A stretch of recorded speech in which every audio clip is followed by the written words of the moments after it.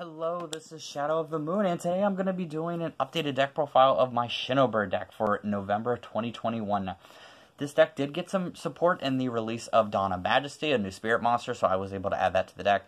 And this is just a very, very fun deck overall to be able to play with, because since they are spirit monsters, they return back to the hand at the end phase of the turn. And what makes these guys extra special, and that I really, really love about them, is not only that they're winged beasts and it's a wind deck, it's also will allow you, it puts tokens on the board when they're sent back to the hand, so that it will allow you to go into your extra deck or be able to go into your plays of more of your ritual monsters, since the main focus of the deck is to be able to bring these guys out. You can also banish cards from the graveyard that total level stars equal the number of what you would need for the ritual monster. And also for the extra deck, you're going to see some stuff in here that is just personal preference and just what I chose. Please don't downvote the video based off of that. You can put whatever you want in this extra deck, because the extra deck doesn't really matter as much. The true strength of this deck relies in the actual main deck and the actual ritual monsters themselves. However, most of the stuff that you would want to put in here is mainly only going to be level 4s, and also only going to be the link monsters that kind of coincide and work well with it. Alright, so without any further ado, let's go ahead and get started. So first we've got 3 copies of your Shinobird Peacock. This guy is one of the main monsters in the deck, next to Shinobird Peacock, and he will allow you to send 3 monsters on your opponent's side of the field, up to 3 monsters on the opponent's side of the field, back to the hand. And also, when he is sent back to the hand, at the end phase of the turn, you will get tokens, and like I said before, that can be used to fuel your other ritual monsters, next turn, or to be able to go into your extra deck. Alright, and then we've got 3 copies of Shinobird Peacock. This is the same as Shinobird. Its attack and defense is just switched, and she sends up to 3 spell and traps from your opponent's field to the hand. And then we've got 1 copy of Hinokagasuchi. This works really well with the deck because it is a level 8, and when he inflicts battle damage to your opponent's life points, they have to discard all cards in their hand during the next draw phase before they draw. So right before they draw, they have to discard everything. And that just completely messes up your opponent. It's somewhat difficult to bring this out because he is a tribute monster, and he will return to the hand at the end phase of the turn. But that effect is really, really good if you can pull it off. And also, since he's a level 8, he can be used as a sacrifice and tribute for your ritual monsters, for your Shinobird and Shinobirdess. Alright, then we have 1 copy of Yamada Dragon. When he inflicts battle damage to your opponent's life points, you get to draw up to 5 cards from your deck, and draw cards from your deck until you have 5 cards, meaning that will help you replenish your hand and be able to go into more of your plays, which is very, very important in this deck, since none of the monsters will stay on the field pretty much except for what's in your extra deck. And then we have 2 copies of Amano Iwado. Monsters cannot activate their effects except spirit monsters. Now keep that in mind. He shuts down most decks because of the ability to, no monsters except for spirit monsters can activate their effects, which is absolute insanity to be able to just shut everything off. And the fact that it's a common is just hilarious. Alright. And then 2 copies of Hebo, Lord of the River. He will turn everything on your opponent's side of the field into spirit monsters, meaning they will go back to the hand at the end phase of the turn. That's why I run 2 in here. You can drop to 1 if you want, but I like having 2 because he does work really, really well, and he does help a lot in this deck. Alright, and then we have 3 copies of Nikitama. Nikitama is when it's special summoned during the end phase of the turn, this card was normal summoned or flip face up returned to the hand, obviously, because every card in this deck is going to be returned to the hand at the end phase of the turn. When he is normal summoned, you can normal summon another monster in addition to your normal summoner set. So he's going to really help you go into more of your plays, because he will be able to drop another monster on the field just for you. And when this card is sent to the graveyard, you can draw a card. You have to control a spirit monster, sadly, to be able to activate that effect. But the option of being able to draw a card, which really, really will help, because you can go into you can actually keep drawing into your plays and everything, and this will allow you to normal summon or set, which is very important because you want to be able to swarm the field as much as you can with your spirit monsters. Spirit monsters aren't exactly, they're not going to be consistent like that. They're not going to be able to go to, be able to summon 4 of them at once, but the idea is to get as many as you can on the field to be able to go into your extra deck, or to be able to use those as tributes and sacrifices for your Shino Baron and Baroness. Alright, and then we have 3 copies of Aratama. When this card is normal summoned, you flip face up, you can add a Spirit Monster from your deck to your hand. This is going to help you go into your deck for your Spirit Monsters. And then the 2 cards that were just released out in Dawn of Majesty. Kono Hana Sakuya. I know that's very, very hard to say, so if I did butcher it, I do apologize. You can only special summon once per turn this way, obviously. Once per turn during the end phase, if this card was special summoned, return it to the hand. Once per turn during the end phase, if you can banish this card from your graveyard, banish it, then target one Spirit Monster you control. Neither player can activate that face-up monster's effects on the field for the rest of the turn. Now keep that in mind.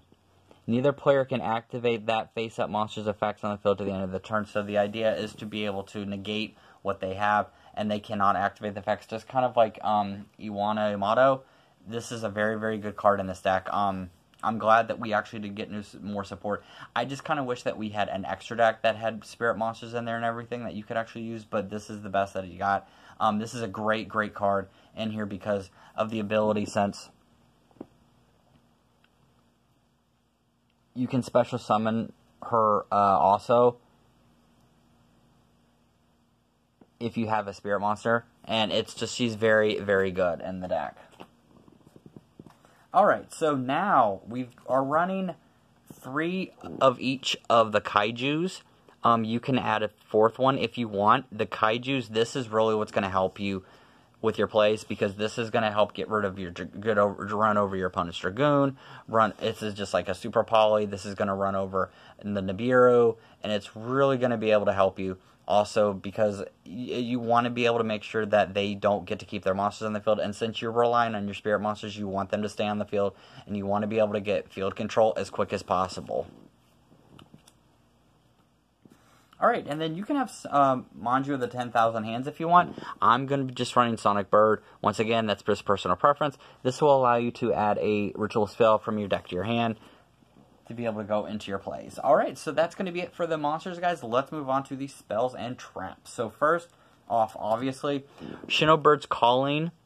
The great thing about this card, and one of the reasons why I love it so much, is that you can banish Spirit Monsters from your hand, field, or graveyard, whose total level equals the monsters that you're using for the ritual summon, which is just great because you put them in the graveyard, and then, or you can discard them or whatever, and then you can banish them. It doesn't have to be from the field or the hand. It also adds to the graveyard. So this is going to be the main ritual spell to be able to go into your ritual monsters. And then we've got 3 copies of Shinobird Power Spot.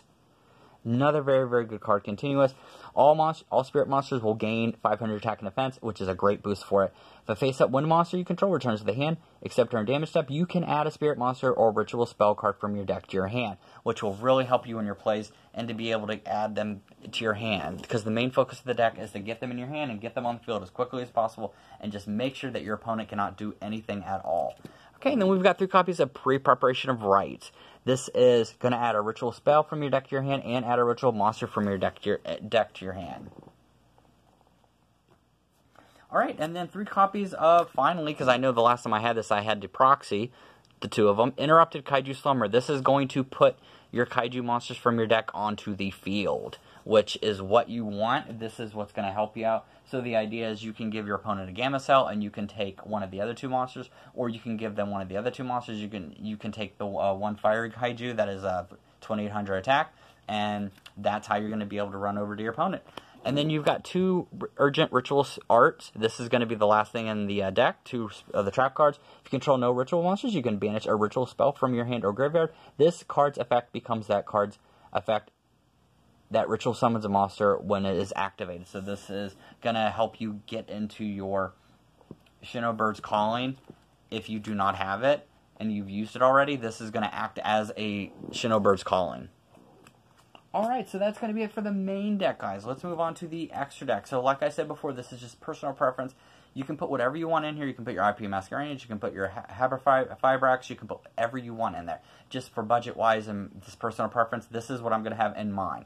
So first, you've got 2 copies of Great Fly. This is going to boost your Wind Monsters up. You have to have 2 Wind Monsters to be able to link it. 1 copy of Gaia Saber. This is just your generic 1 copy of Lano. This is going to be your generic 2 to be able to go into your Borload Dragon or your Topabolic Bomber Dragon. Then you've got your Nightmare Unicorn and Nightmare Phoenix to spin stuff and pop spell and traps. Then you've got your Topabolic Bomber Dragon. Once again, this can be used if you want a Borload Dragon. You can totally use that. That is up to you. That is another real easy way to be able to get that, is if you can use the Link Monsters to go into that one and co-link for it. And then that's it for the Link Monsters. Let's move on to the Exede Monsters. So you've got 1 Tornado Dragon.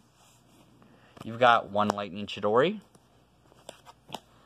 2 Castel, the Sky Blasting Musketeer, one of the best cards in the extra deck, in my opinion. Malevolent Sin. Silent Honor Arc. Abyss Dweller. And lastly, your Steel Swarm Roach. Alright, so that's going to be it for this deck profile. I hope you enjoyed it. This is just personal preference, what I chose to put in my extra deck, so please, like I said, don't downvote that based off of that. And the deck is a lot of fun because of how fast it is, how fast it can be, and it's just really, really cool to be able to see Spirit Monsters actually be able to have some more support, because Spirit Monsters are as old as time itself. It's been out since the original series. It's been out since 2003, so it's nice to actually be able to have a Spirit deck, and what better way to also be able to have like a Winged Beast or Wind Spirit deck, because I love it. They're traditional, they look traditional Japanese monsters, and they're just really, really cool. I love everything about the deck. Alright, so that's going to be it for this deck profile, and I hope you guys enjoyed it. This was a lot of fun, like I said, to do, and I'm glad I was able to update it. I'm glad that, especially that she came out, Konohana Sukoya, because she really helps the deck speed it up quite a bit with that effect, and this is just a lot of fun. Alright, so with that, I'll see you guys next time.